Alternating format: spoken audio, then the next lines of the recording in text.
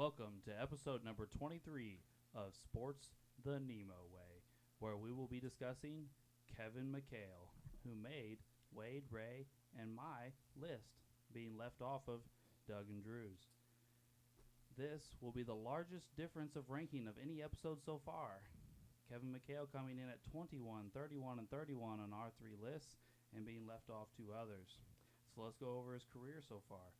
The 6'10", 210-pound power forward, who played his entire career for the Boston Celtics, is a three-time champ, zero-time MVP, seven-time All-Star, one-time All-NBA, six-time All-Defense, and two-time Sixth Man of the Year, with career averages of 18, 7, and 1 on 55% shooting. So I kick it over to Ray. Let's take it away. All right, here we go. Kevin Mchale, another hard-working player pick. Now, this guy didn't blow up right from the start. He started off slow, the bench, but from coming off the bench, he still put up solid numbers. 10 points, 4 rebounds, 13 and 6, 14 and 6, 18 and 7, 19 and 9. The Celtics at the time of his draft was pretty stacked, the big man position. It wasn't until they traded Cedric Maxwell for Bill Walton somewhere around 85 season that Mchale got promoted. Then he stepped it up to another level, 21 and 8, 26 and 9, 22 and 8, 22 and 8, and 20 and 8. Now, besides these crazy consistent stats for a big man in an era ruled by a big man, which I thought should be noted that the 80s was either shit or get off the pot for big men. What I mean by that is that you either wanted to be remembered as a great player or you want to be remembered as a basketball player who was good enough to earn a paycheck. And Mchale, I think, is remembered for being great. Mchale had some of the greatest post moves of the time of any big man. Smooth and silky, could take punishment down low and still score on you. If he didn't decide to make you pay in the torture chamber down low, he had a nice fall-away shot he could make you pay with. Not only could he score, he could also make you pay on the defensive end, averaging 2 blocks a game throughout most of his career. And right around 6 defensive rebounds a game. Now, he isn't like most superstars where they just plopped into a starting role and was able to shine. He was at a disadvantage, but still worked his ass off and was patient and worked and got his chance to shine by hard work. 2 Sixth of the Man of the Year, 6-time All-Defense. This man even broke a bone in his foot. Instead of getting surgery, played on it the rest of the season, and all the way to the finals where they lost to the Lakers in 6 games. Now, his career averages aren't off the rails crazy, but you still have to understand that those teams were stacked and come to a situation to where maybe if he was on a different team, his stat line would be more impressive. But that scenario can be up for debate. But this man shined with the time he had, with everything. I just said that's why Kevin Mchale's on my top 50. All right, Ray. Thank you, sir. Well, Wade, what do you got to say for your opening statement on Mchale? I'll keep it pretty simple. I thought he was one of the best players on one of the best teams of all time. I think we're going to debate where on that team he ranks. I think that's going to be a big part of the argument, so we'll see. But I thought he was at least a very important part of one of the best teams in the history of the NBA. He had a very good prime. Something that caught my attention with power forwards.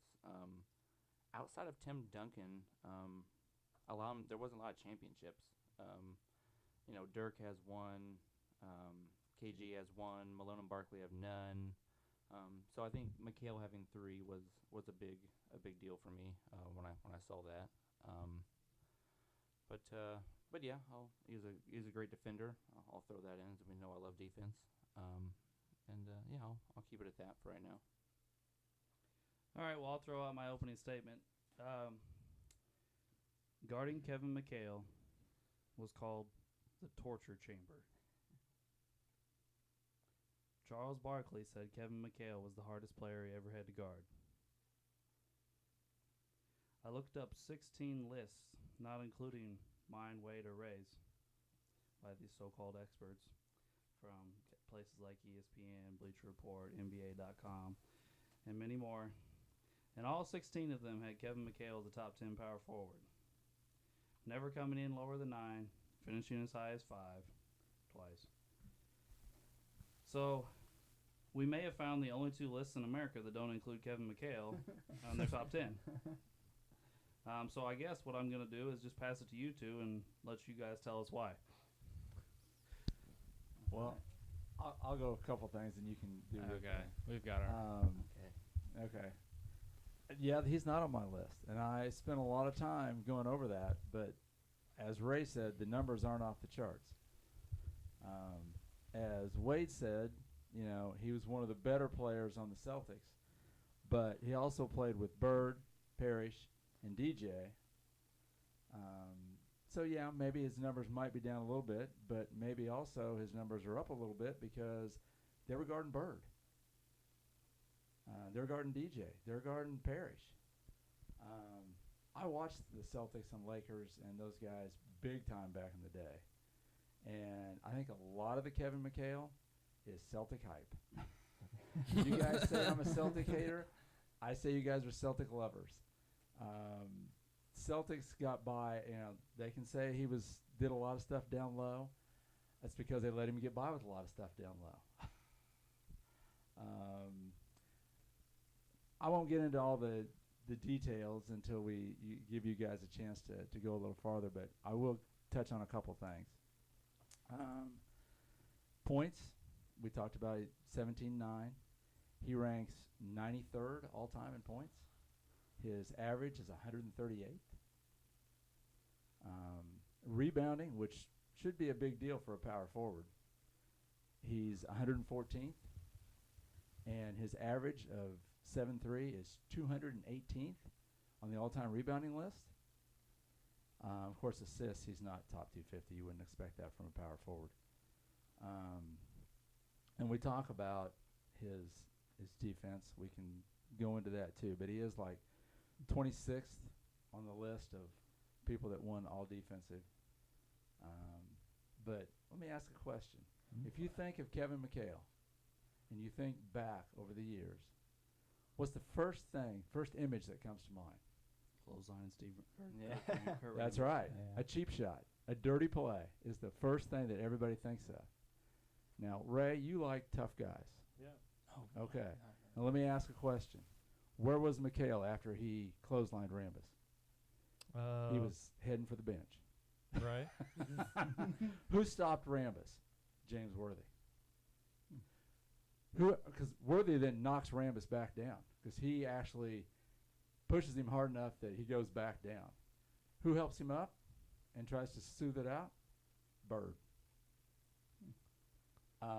When they were fighting the bad boys, who fought the bad boys? Bird. You watch that video, where's Mchale? Now, I don't know whether he was hurt, whether he wasn't in the game, whether he was gone, but he's nowhere in the video. So that's just kind of what I'm thinking. Mchale was a really good power forward. There is no doubt. But on my list, I only had, I think, 2 or 3 power forwards that didn't average 20 a game. Mm-hmm. And all 3 of those guys averaged more than 10 rebounds a game. That's why he's not on my list. Okay. Well, I think Kevin Mchale and James Worthy are both in a similar position here. They both benefited from being the third man on a team, and I think James Worthy went a little bit farther. I see you looking at me over there, Alex. I said it. Third person on a team. James Worthy, well, maybe he wasn't the best player on one of those teams, but he at least has a Finals MVP. Mchale is not. I didn't put Worthy on my list, so I think they're at a pretty similar spot here. That's as much as I've got to say as of right now. You care if I say something real quick? Go for it.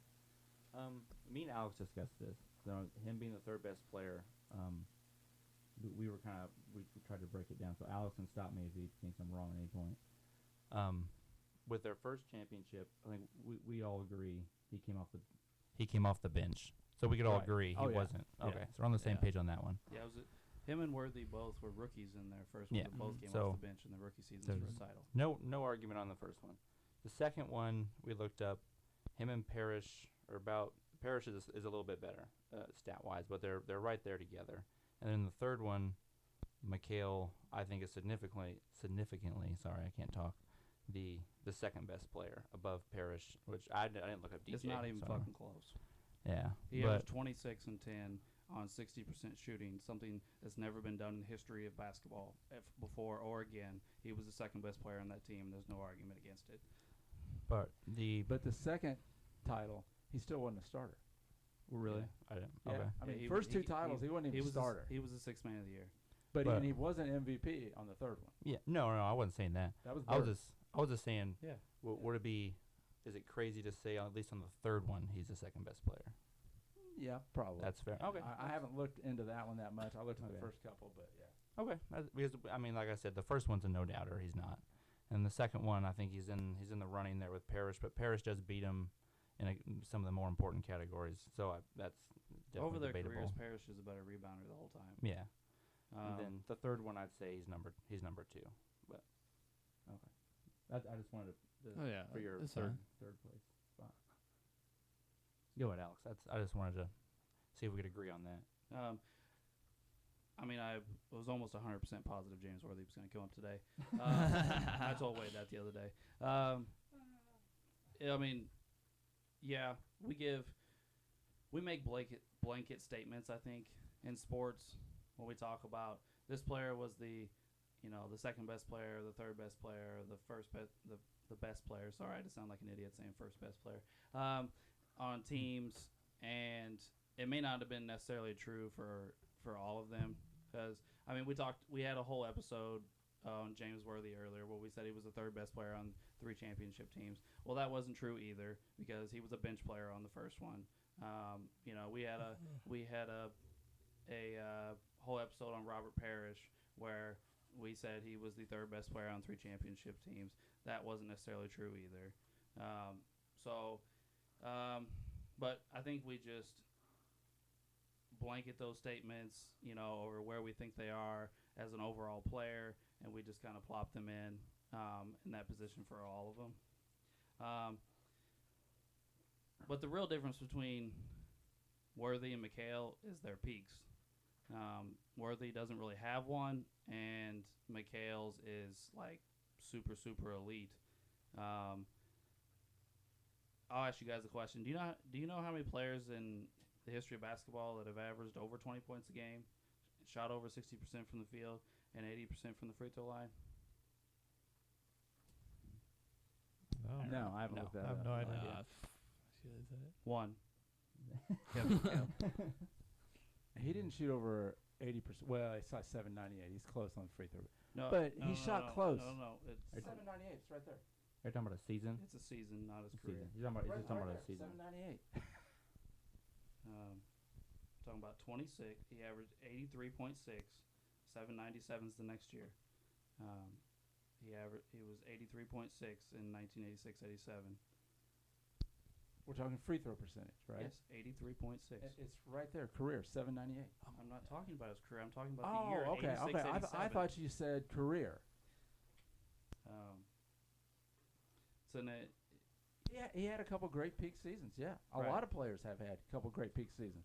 It doesn't Right. put him top 50. okay, so only 3 power forwards have more all defensive teams than Kevin Mchale. Rodman, who has 8. KG and Duncan, who have 12 and 15. Nobody's even close to that. And the all defensive teams have been around since 1969. So it's not like it's like a new award. He's 31st all time in blocks, 10th among all power forwards, not just ours. Mchale's 21st all time in field goal percentage, and most of the guys that are above him are guys that only dunked. I mean, we're talking about guys like DeAndre Jordan, Clint Capella, JaVale McGee, Tyson Chandler, even Shaq and Dwight are on there. Maybe the most, if not one of the most. Jeez, I can't even think. Efficient scorers of all time. He almost did the feat I talked about earlier in back-to-back seasons, but he was 0.3 of a free throw percent away from doing it. When discussions arise of the greatest post move repertoires of all time come up, you only ever hear two names: the Dream and Kevin Mchale. Nobody else even comes up. I don't know that I go along with that. Who I mean, else- I've who seen else other people comes in the up? post, other people in the post that score. I mean, you got a skyhook from Jabbar. You've got, Chamberlain scored a lot in the post. There's a lot of guys that scored in the post. Yeah, but you just named one move. You didn't name a whole repertoire of moves. Well, you didn't name any Mchale moves. I don't know. I didn't. I didn't try and name. I didn't try and name moves. Well, then you're saying that I only named one move. You didn't name any. But I said overall repertoires, and you said, well, Kareem had a skyhook. Right. That's all he needed. Yeah, I didn't say. I'm not trying to make the case that or that Mchale's better than I Kareem. know, but you're I saying have that. them Kareem's much higher on my list than Kevin Right. Mchale is. But you're saying that a guy is 21 on your list, okay, Correct. that didn't start for the first 5 years of his career, and it was only All NBA once, Well, hold on. and he's 21 Where do you rank Kobe Bryant on your list? Who came I know. off the bench? Where for do you- his first Yes. couple years because he came straight from high school, Right. and he was one of the first guards to come out of high school. Physically, his body was not ready. Mm-hmm. It was all big men. He that came came off the out bench. first, You guys and have so did James Mchale for 5 years. Right, he did. I'm not Kobe arguing. not for 5. You gonna let me talk? Or you just gonna keep interrupting me? Go ahead. James Harden came off the bench in the first few years of his career. We have him on a list. I don't think that eliminates anybody from your list. I'm sure there's more I'm not thinking of off the top of my head that came off the bench at the beginning of their careers. He was also, the best bench player in the league 2 of those years because he won Sixth Man of the Year. So it wasn't like he was just a bum on the bench.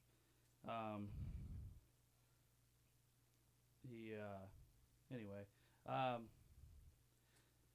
And the All NBA discussion, I assumed it would come up. It is a knock, but it is slightly different. When Mchale played, there was only 2 All NBA teams, not 3. Like now, the guys more guys make All NBA than now. The All NBA didn't come in until '89. And Larry made 9 All NBA teams during that time. Barkley made 8. Malone made 6. All guys we all have ranked much higher than Kevin Mchale. Even Dr. J made 4 during that time, which really only leaves from 85 to 89, the years before there was 3 and such. Really leaves Mchale, Dantley, English, Wilkins, Worthy, Sampson, who moved to the 4 when Olajuwon came in to compete for one spot. He made the all decade team for the 80s from NBA.com.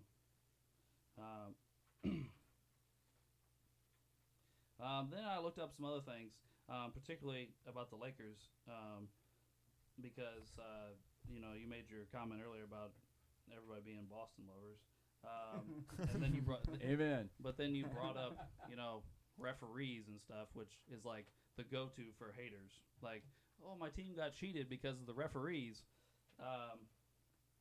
I didn't mention referees. Well, you said he gets said away he got with a lot too of breaks, much. and he did. He gets away with too much, which is pointing to the referees. I mean, nobody else lets you get away with things other than the referees. It's not like the Lakers were like, please push me down, and I'll let you do it. I can tell you that if you watch those games, they had a totally different style of play. They did have a totally different And style if of play. if the NBA let them play piston ball, the Celtics won. If they made them play basketball, the Lakers won. I watched every one of those series. In 1985 finals, the Lakers led both teams, Lakers and Celtics, in scoring and rebounding and blocks. Then in 1986 against Houston, he came out, led both teams again in scoring. Then I looked up this LA Times article written in 1987,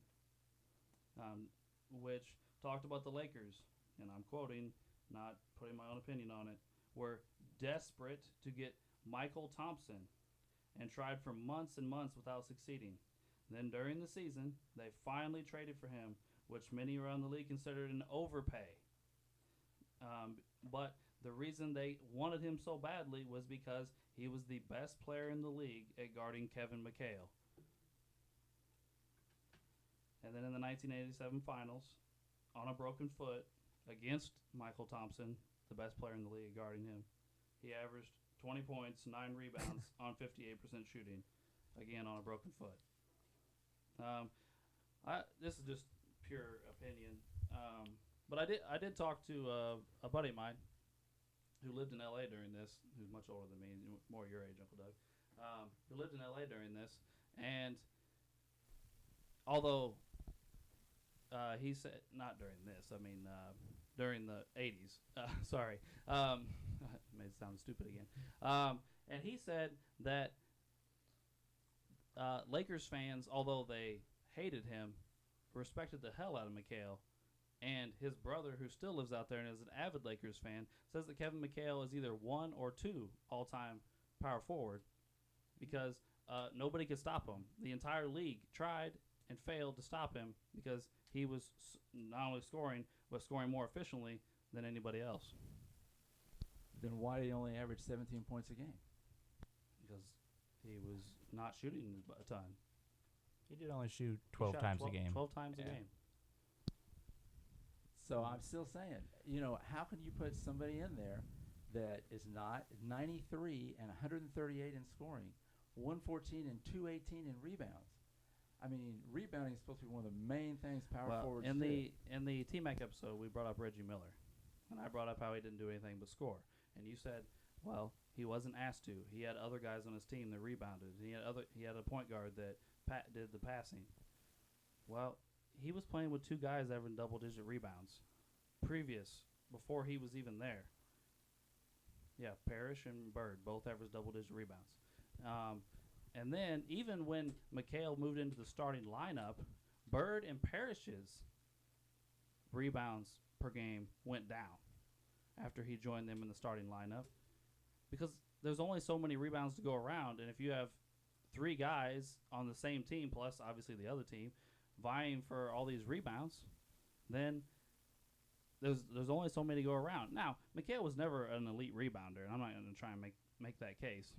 But I'll use Chris Webber as an example of the efficiency argument I was just talking about. You have Chris Webber on your list, who averages, I can't remember off the top, is it 2 points more a game than him? 2 or 3. Weber averaged 20.7 points and 9.8 rebounds, 4.2 assists. Right. So he gets 3 more points a game Yep. than Kevin Mchale 2.5 rebounds. on 6 more shots a game. And so, it is what it is, but it's saying I give you 6 more shots to get 3 more points. That's not exactly a great trade-off. That's not good at all, actually, if you look at just those 3 shots. 1 All-NBA. Yes. I'm sorry, but how could it? I just didn't see it. We want to talk about guys that played power forward. We talked about Sean Kemp. Got 6 All-Stars, 3 All-NBAs. 14-6, not as many points, but 8.4 rebounds. Really, a couple of guys that you argued about earlier, Pau Gasol and Chris Bosh. Gasol's got 6 All-Stars, 4 All-NBAs, 2 titles, 17 and 9. Bosh, 11 All-Stars, 1 All-NBA, 2 titles, 19, 2, and 8. Again, these are guys that didn't quite make it, but all guys. This is who I was looking at when I made the choice. Every single one of those guys played after they added a 3rd All-NBA team. Can I? When did they add the 3rd All-NBA team? 89. All right, well, my boy Tom Chambers, he got 2nd team All-NBA, and he has 2 All-NBAs from 89 and 90. Yes, he When? does. Yes, that's right, Tom In Chambers. 89 and 90, yes, he does. Yes, and they're And 2nd teams. They're not 3rd teams. They're 2nd teams, so he still would have made it. Yeah, And they a didn't have a great- 3rd team. And a great All-Star game appearance. with Magic We Johnson. did hear about that. Oh Well, boy. Since we've talked about it, you piqued my interest with Kevin Mchale getting away with things. So now I'm curious what he did. If you It's just if you ever watched them play, Mhm. it's just the style of play. It's just different than the style of play that I like to run. That's why I was a Lakers fan, because I liked Showtime, I liked Yeah. running, and that was not Mchale. Mchale beat you up under the basket, and But- you're right, he did. I mean, it was more Piston, that kind of stuff. The kinda I East mean, versus look West at, style. Look at Kurt Rambis. yeah. But again, after he lays him out, he disappears. Yeah. I mean, at least when the Pistons did it, they were there to fight you. You know. Mm. I mean, I'm not going to try and make the case that Kevin Mchale was a tough guy. But I also am not going to hold one play against his whole career.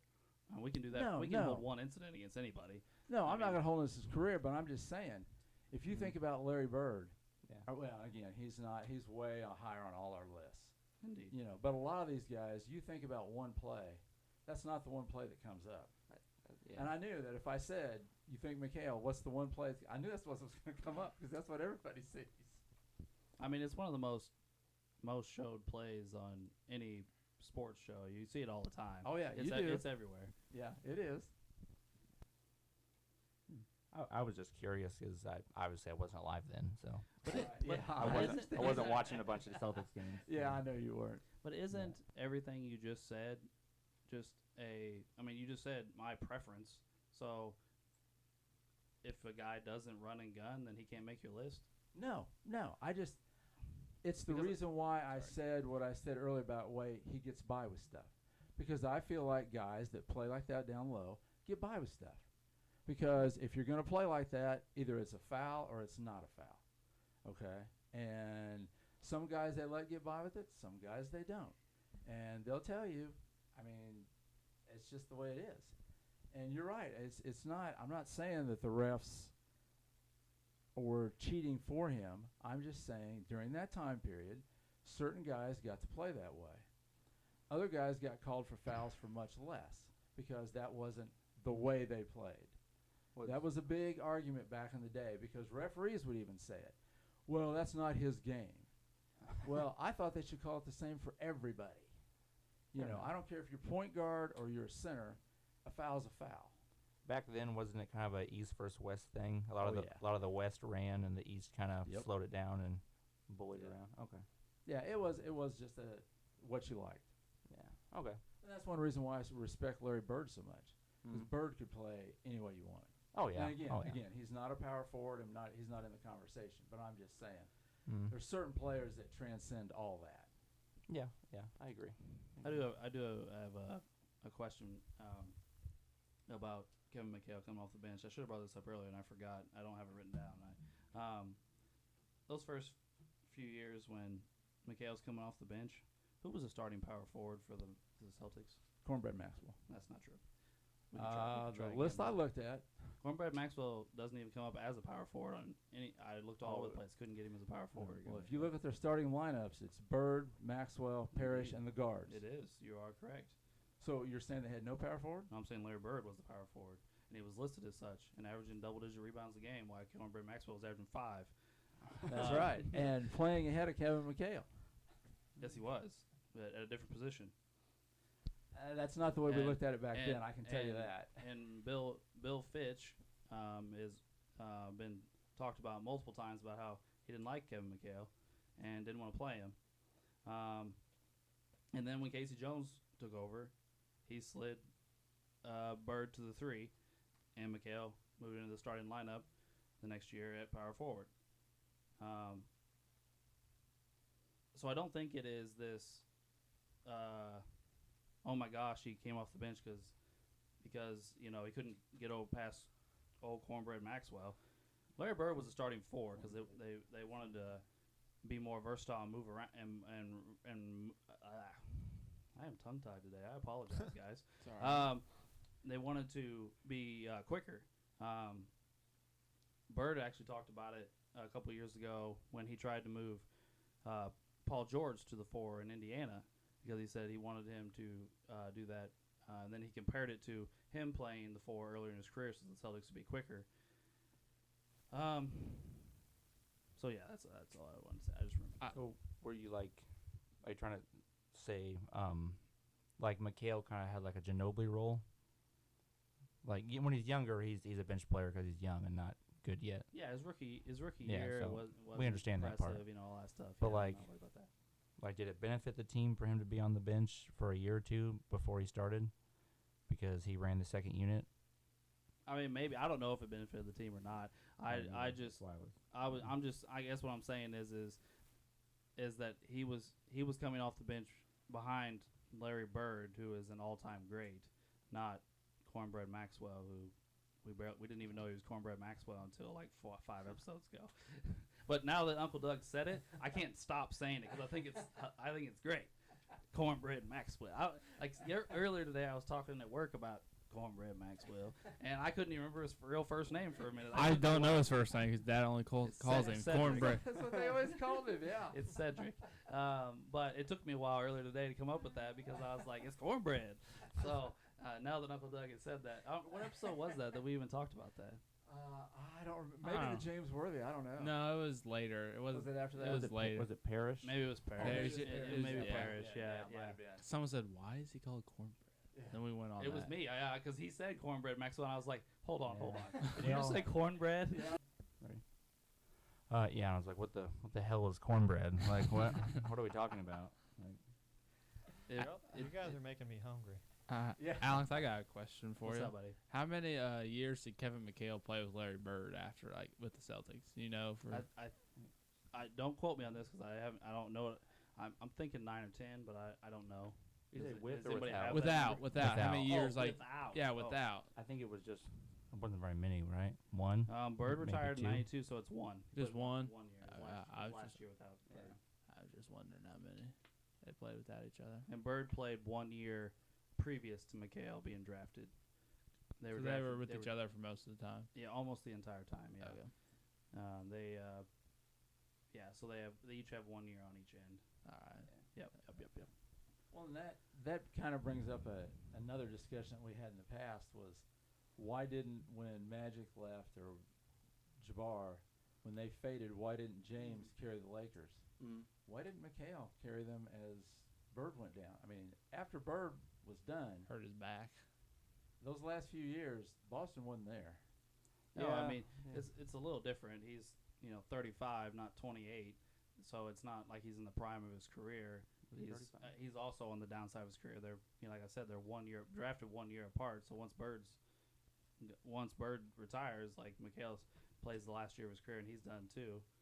But Bird was down for a few. I mean, their last title was, 86? And they Something didn't like retire that. till 90 or 91? Yeah, they won the title in '86, and they made the finals in '87, and then they lost in the Eastern Conference Finals in '88. To the Pistons To the both years. Pistons. Oh, yeah, And it was then- Piston time, yeah. Yeah. Are you referring to like when Bird hurt his back originally, and then he kind of kept going for like 3-4 more years of kind Yeah. of being Yeah. injured? Yeah, poor Larry. I mean, I feel Yeah. bad. He just laid on the floor. That poor guy.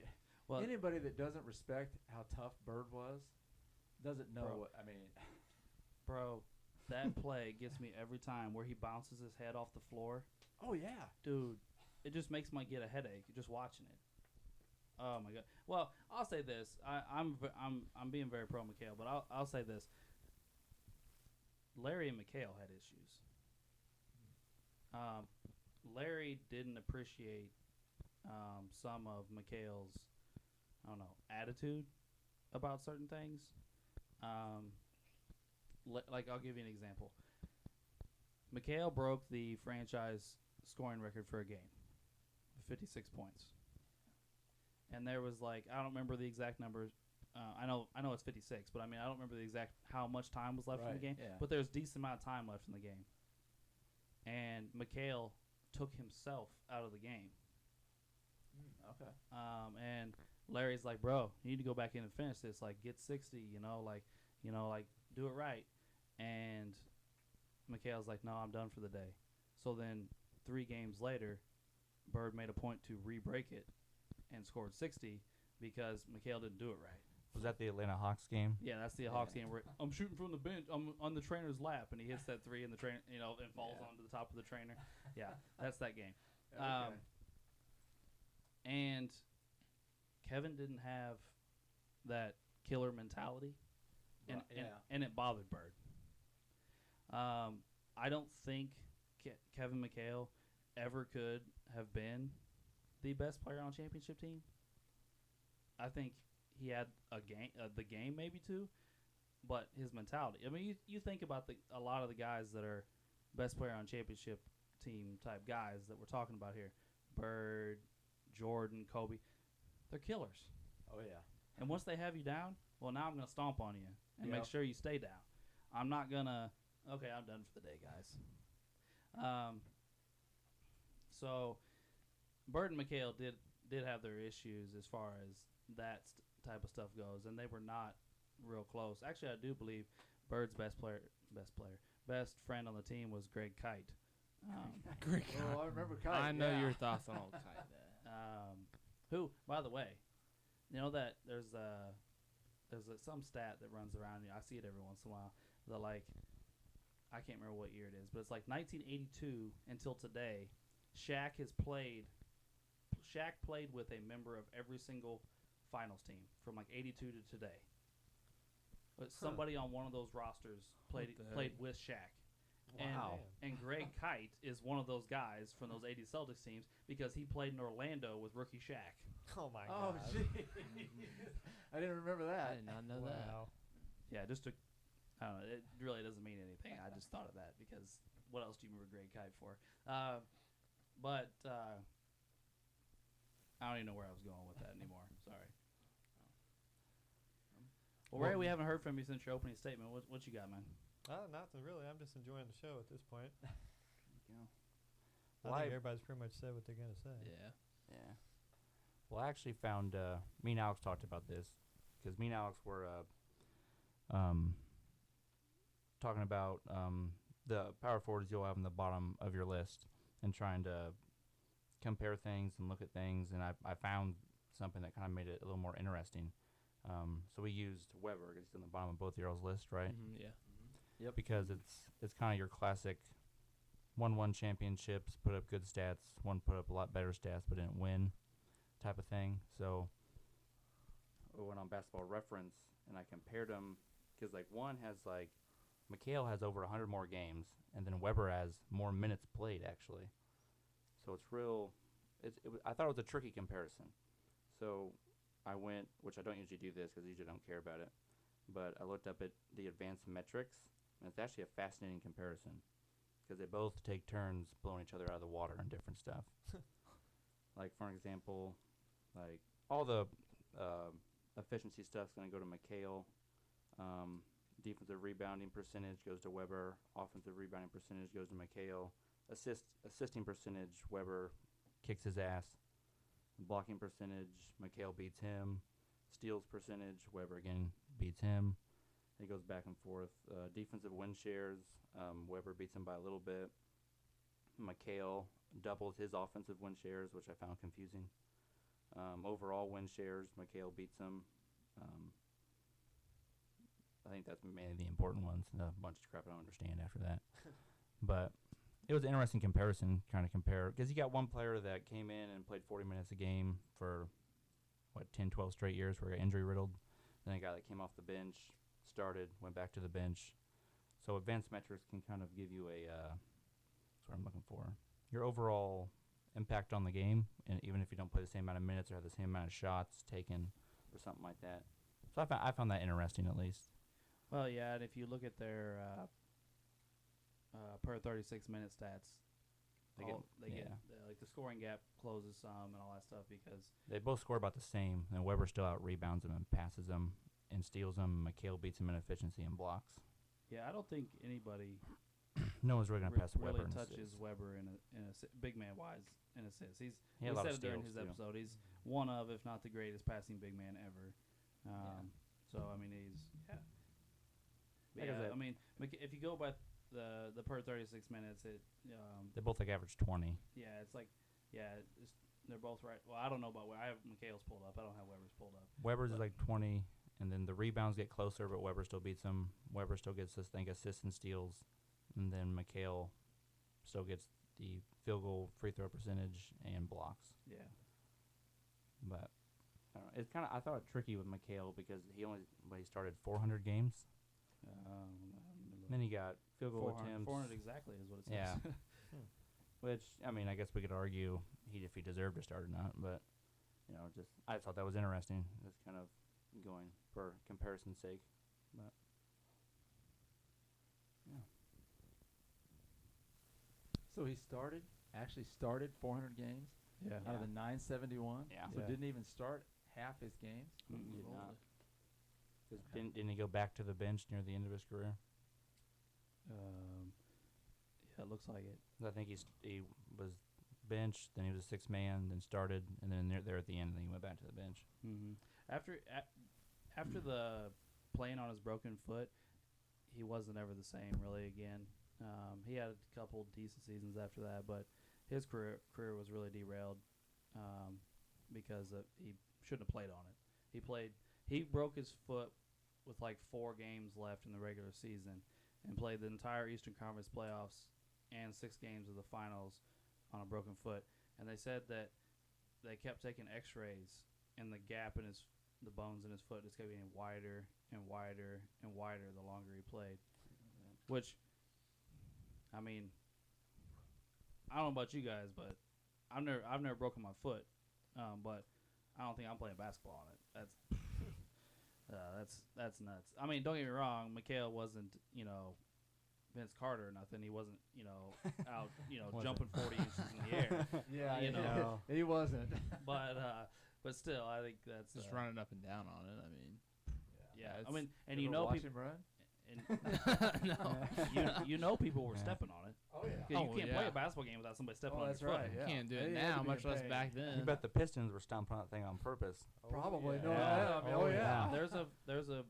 No, they really did. Like, during that year, they played the Pistons. I can't remember, second or third round of the playoffs, and one of them stomps on his foot, and a fight breaks out. Like it really does. Like you said that as in, like, I'm sure the Pistons did it on purpose, but no, it really is. You could look Because it they're up. the biggest assholes in the history of the Oh, NBA. yeah. Oh, they were. No So, doubt. Yeah. Yeah.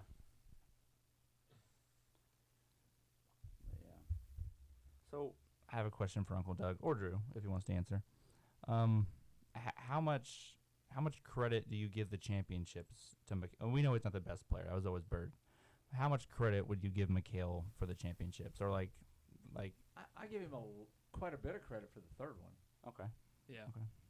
I mean, the third one, he was playing good.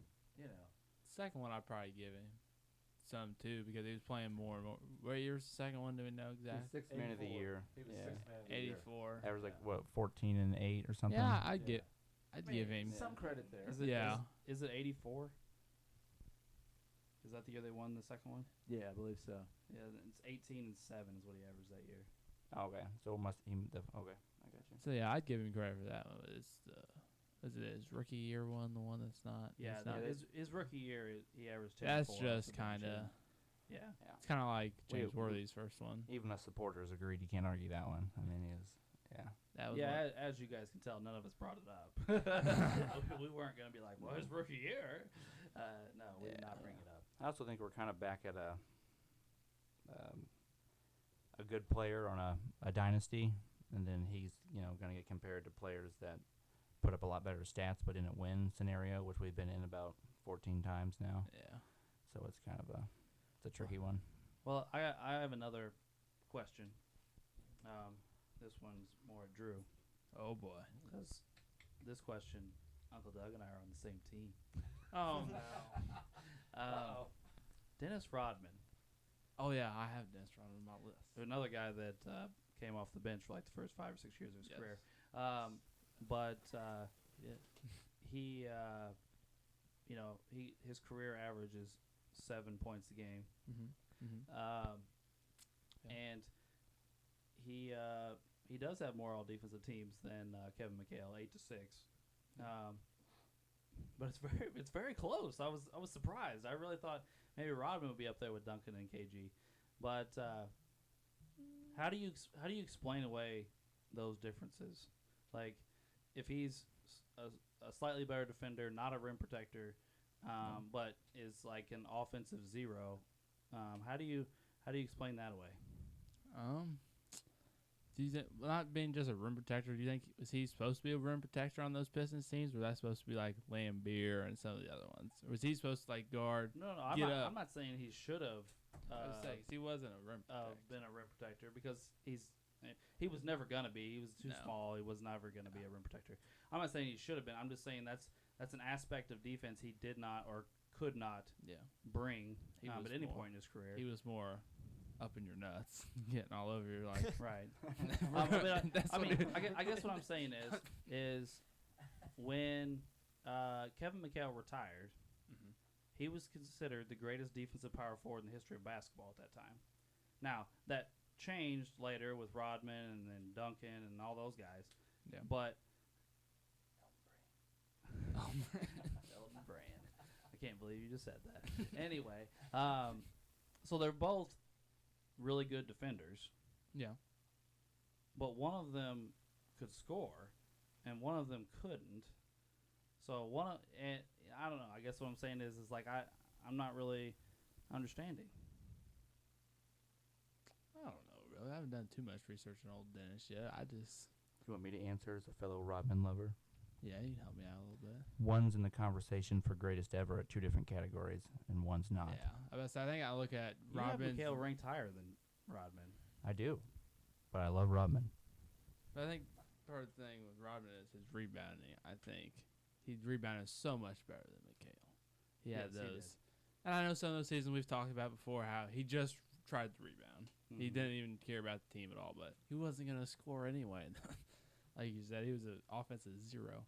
So I think his rebounding, and then I think he had more, like we've talked about other things, not coming up on a stat sheet before. He did more hustle plays and stuff, and like jumping in the crowd, throwing the ball back in. That's not going to. Well, I mean, We've talked about that many times with other people. I know. I was gonna say, I'll say to you what I said to Ray. How do you measure that? You can't. Yeah, You good can't. point. You can't. I know. I'm just saying that we've talked about this plenty of times. There's no need. But I think he just did more of that stuff, and I think his rebounding really helped a lot more. I mean, Dennis was an elite rebounder. There's no. Actually, I'll give you this. I don't remember the exact numbers, so I'm just talking here. But I was looking at Dennis Rodman's offensive rebounding rate, just offense, not including his defense. And it was higher than a boatload of our players in top 50s defensive rebounding rate. Which means, okay, I'm just for everybody, us in the room and people listening, rebounding rate is the percentage of rebounds that you were on the floor for, however many of those you got. So if you're on the floor and there's a rebound possibility, then that goes a rebounding rate. So if I leave the floor, I get subbed out, and rebounds happen. Obviously, those don't count for my rebounding rate. That's how that's calculated. And you said offensive? Yeah. I'll tell you why. You know why? Because the more offensive rebounds he got, the better chance that Michael Jordan could shoot the ball and make points. So with that chance, he was probably given some side money from Jordan, for more, to do his partying And that's whatever another thing cocaine he I wanted think to do. We made our list when we was watching The Last Dance in that last season when Scotty was doing his BS off and whatever. It was Michael and Dennis. And Dennis said Michael relied on me to be there and help him play good defense and maybe not score as much, but he said I was there to rebound for him and give him the ball. And that's after what 20 games, he couldn't take it anymore and left the team. But then he still beat everyone in sprints when he came back. So get off his nuts. I don't expect that from Drew. Wow, Drew, that's twice in one episode, and your mother is disappointed in you right now. She doesn't listen I'll anyway. say, good thing nobody in our family listens to these damn episodes. We can't get our own family to listen, so. Oh man, wow, that took a turn. But yeah, there's a preview to the Dennis Rodman episode. Yeah, I don't want to get too heavily in my Dennis Rodman stuff either. I just wondered because it's a definite interesting thing when you look at one guy averaging 7 points a game. The other guy averaging 17, 18. Yeah. So anyway, do we want to move on to our closing statements then? Sure. We'll go ahead. Drew, Doug, I don't care. You can go ahead. You want me to go? All right. I'm not saying Kevin Mchale wasn't a really good player. He just didn't make my team for the reasons that I gave earlier. When I looked at, if you look at my power forwards, I believe there's only 3 of them that didn't average 20 points a game, and that's Garnett, who averaged 10 rebounds and a lot of other stuff. I mean, we'll get into Garnett later, but he's pretty amazing. Tim Duncan, who I don't think any of us are going to argue about on the power forward list. He sucks. And the other guy that I had that didn't have 20 points a game was Dolph Shays, who had 12 rebounds a game. And, of course, we've talked about that stuff in the past. But Drew actually reminded me of something the other day that I hadn't thought of, and it's, what was it? It was Dolph Shays is one of only 2 Okay, guys. you guys are gonna hate on me again. It's Here it goes. tit talk time from Drew. Let me look at it real quick. Dolph Shays is. Oh, if I can get service here, come on. Okay, so there was only something about who's the to make. I really need it to load. It's Dolph Shays Was all NBA for a whole decade. Yeah, for Dolph all Shays 10 was years. 12 all NBA. He was for the 1950s. Karl Malone was for the 90s. Tim Duncan and Kobe were for the 2000s, and LeBron was for the 2010s. Those are the only Oh. Only 5 guys that were players all be NBA all. for a whole decade. There you go. Give some love So- to your old guy. I That's told right. Dad. I said, "Well, we're just a little late for you Yeah, here." well, I don't do TikTok. I'm sorry. And I'm not going to. No. There's nothing wrong with TikTok, guys. So, Okay. I'm not saying Mchale's not a good player. He just didn't make my list. Yeah. Drew? No. Just kind of piggyback off of my dad said that. I think he 6 all defense, like I said last week with Walt Frazier. Alex hinted at it. It's impressive. I'll give it to him. But 1 All NBA where Tom Chambers has 2. Sorry, I just can't do it. But yeah, just basically, I'm not gonna repeat what my dad said, but basically all that stuff. Bob Pettit, shout out. Haven't done it in a couple weeks. Well, I will tell you, I have Kevin Mchale rated higher than Bob Pettit. Nope, that's definitely not happening. Considering Pettit's my last power forward, so I also have Mchale higher. And Ray didn't know who Bob Pettit was, so That's right. I'll claim that. Well, do we kick it to Ray for his closing statement then? Yeah, sure. Now, I think he's a great, phenomenal player. I'm not a Celtics fan, and damn sure not a Lakers fan after 2000. So, Pacers should have won it. Just saying.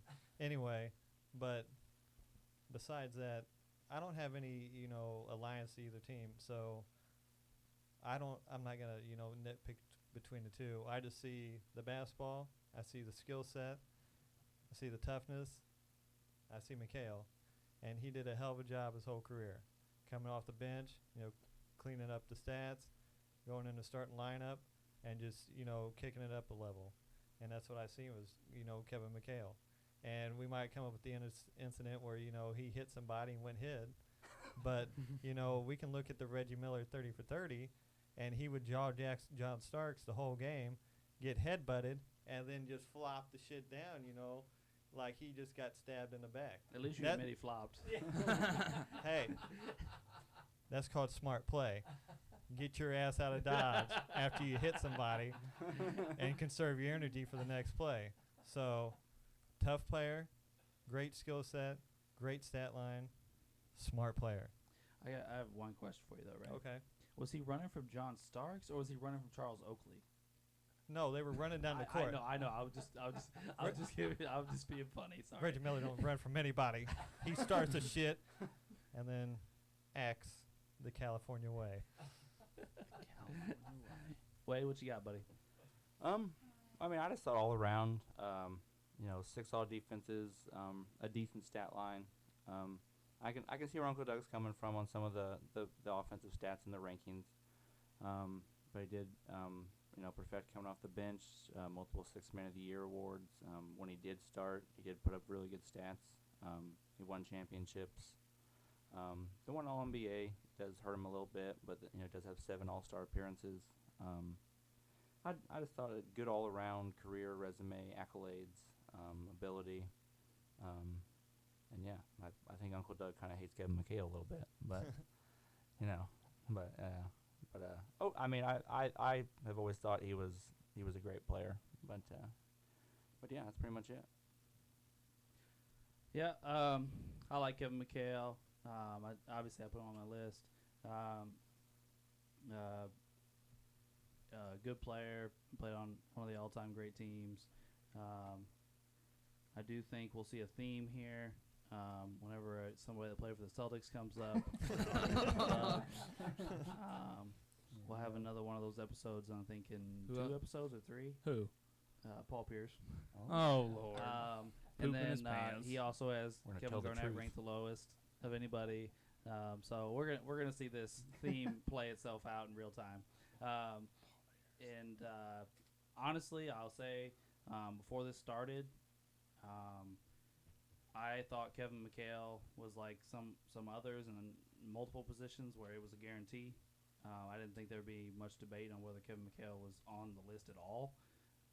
So I was dumbfounded when he was left off list. When I saw who, I understood, but like I said earlier, I think we found the only 2 lists in America that don't include Kevin McHale, and I guess that's all I got. I don't know. I was shocked that he wasn't at least at the bottom of your all's list, to be honest. But I thought he'd at least skimmed the bottom. I will say something here. I think part of this, and you'll see this in other things too, is what you grew up with. Okay? What Drew knows about Kevin McHale is from he and I watching Lakers, Celtics videos of the championship series. That's what he's seen. What you boys know of Kevin McHale, you get from the other side of the family, and you know how crazy Celtic fans they are, and that was preached to you from the time you were little. It's a fair point. Fair point. I don't know. I mean, We they are. we Celtics were fans. preached at by the Celtics. I'm not denying that. But I'm not denying that they're Celtics fans or anything stupid like that. But I've watched a ton more basketball with you than I have anybody on that side of the family because they're not real NBA fans. They don't follow the Sure. NBA like the rest of us do. It's They, not anymore. they're if you said that about the Red Sox, I'd be like 100%. I grew up watching the Red Sox with my family. And I'm not just talking about you boys. I'm talking about people in general. From my era, you were one or the other. I mean, you were Larry Bird in the Celtics, or you were Magic Johnson in the Lakers. Well, for example, for your point, you obviously do not like the Celtics. Growing up, we was listening to Uncle Doug, and then Dad's side of the family, fuck James Worthy, or all this other stuff. So we did get both sides of the rivalry. Well, I really think that's why we didn't end up picking a side. Right. That's probably. true. That's probably that's why you're not a fan of either team because Right. Yeah. I mean, you got we tired of hearing it. we got stuck in that way in multiple sports. Yeah.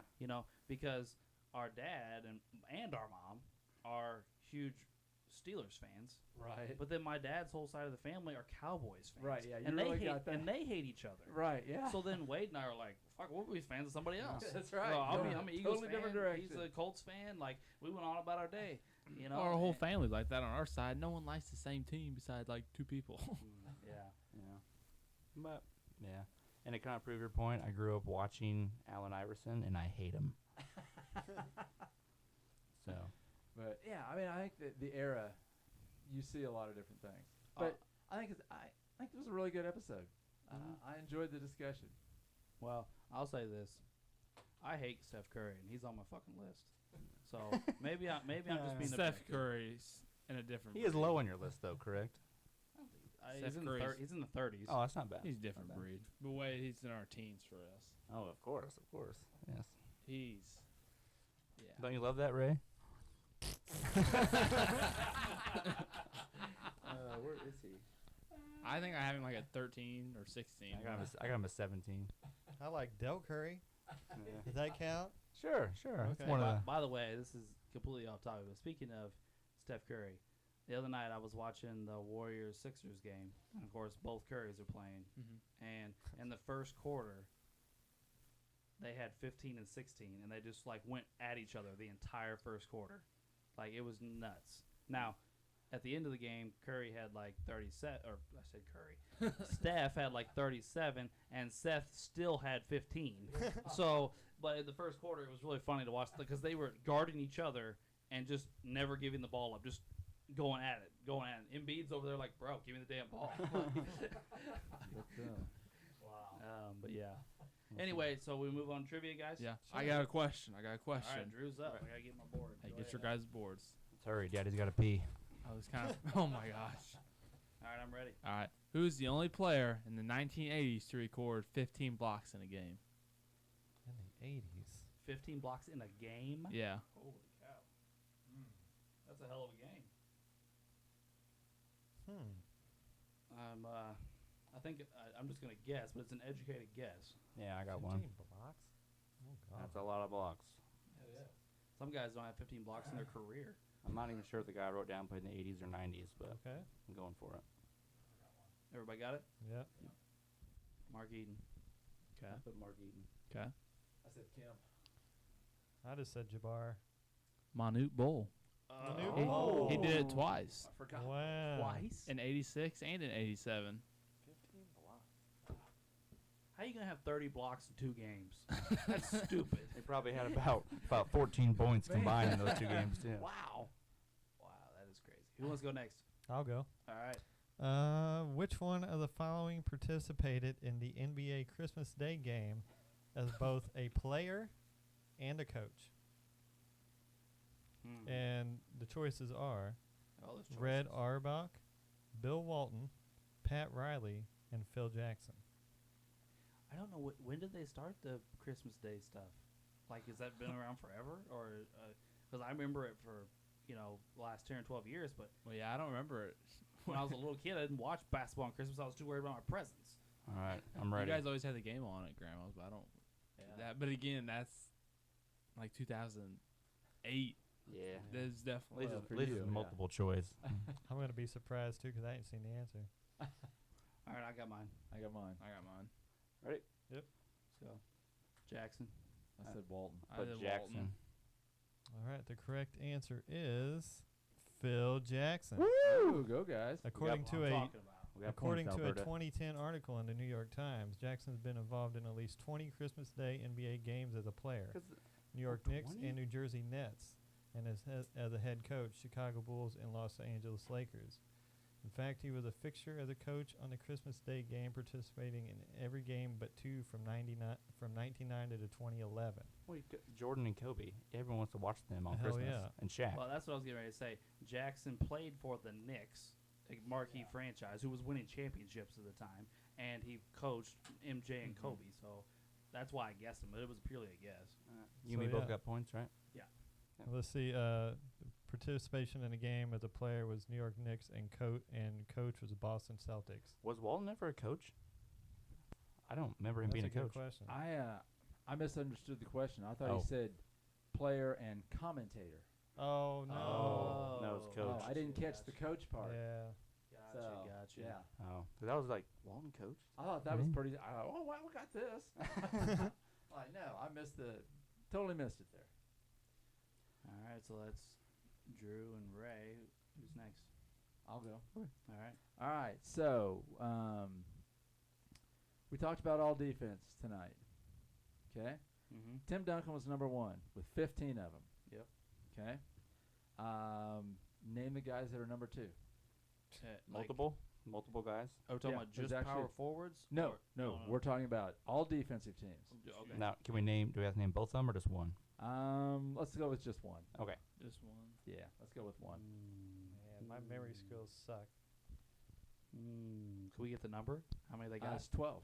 It's 12. It's 12. Yes, Okay, I have my that answer. should help because we mentioned it tonight. I remember it. And that's why I said my memory skills suck. Shit. Oh my God.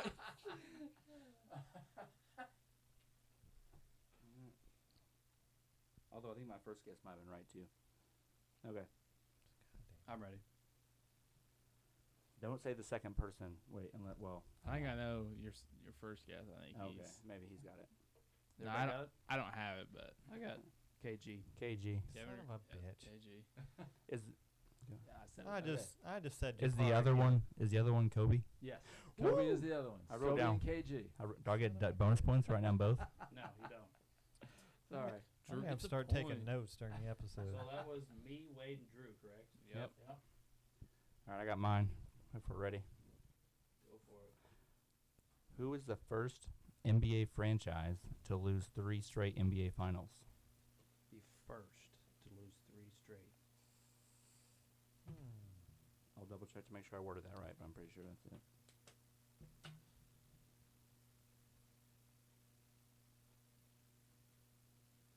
Yes, it's who is the first team to lose 3 straight NBA finals? Try that one. All Okay. right, I got one. I got one. Ready. All right, see it. I said the Lakers. I said the Hawks. I said the Hawks. I said Boston. The New York Knicks. Oh. I thought it was the Hawks losing to those Celtics teams. right. 'Cause Yeah. My dad always talks about how many times he watched the Hawks lose to him. I don't know about anybody else, but I'm sweating. Yeah. I'm sweating hard. Woo. All right, so that just leaves me, right? Yes. Yeah. All right, here's my question. Who is the only player in NBA history to accumulate 20,000 points while also having a career average under 15?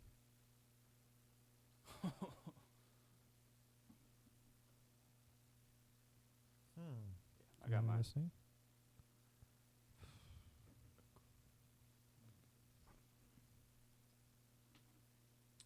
Anybody else? Hold on, I'm thinking. Give Yeah. me a second here. This is tough. Under 15. God dang it. Guys, I still gotta pee. You gotta hurry up. Ooh.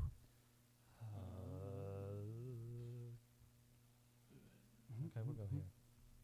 All right, I'm ready. No. Okay. Okay. There you go. I just thought of So something. everybody got it? Yeah. All right, let's see them. And I said Vince. I know it's wrong, but I put Parrish. I also put Parrish. I It is said Parrish. Kemp. All right. Parrish. Should've known 3 Parrish. points this down. I got 2. Hey. Damn you, Wade. Do you like read or something? You read books? No, I read comic books. Oh, the one with the pictures. Yeah. Well, I will say, when we were small children, our father refused to read books to us before bed. So he would read the back of sports cards to us. Oh, okay. So we did know some shit. All right, so the scores after this week are as follows. Ray with 13. Yes. Alex with 25. Doug with 26. Drew with 28. And Wade with 33. Woo! Waster. So Wade extends his lead even farther, getting 3 right today, while Drew and I got 2 right today. So I had a good day. Freaking Wade over here. Yeah, you Yes. beat the whiteboard curse, buddy. I'm getting over the hump. Alrighty, well, that'll wrap up our Kevin Mchale episode. Please join us next week for our episode on Rick Barry, who will be defended by myself, Doug, and Drew, while Wade and Ray were clearly wrong. Damn. Sorry, guys. We appreciate your listen, and please join us next week on Sports the NEMO Way.